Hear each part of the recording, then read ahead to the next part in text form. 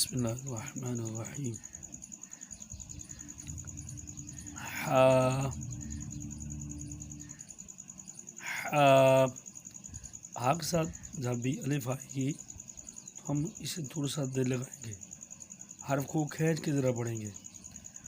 حا آگے حروف ترجیع میں حرف ہے خا. خا اکثر بچے ان کو پڑھتے ہیں ہا خا ہا خا، تو یہ حروف کی ادائیگی غلط ہے.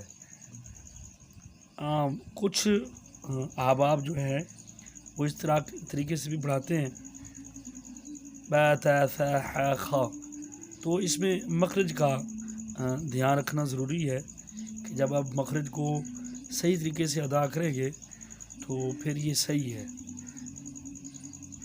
جزاک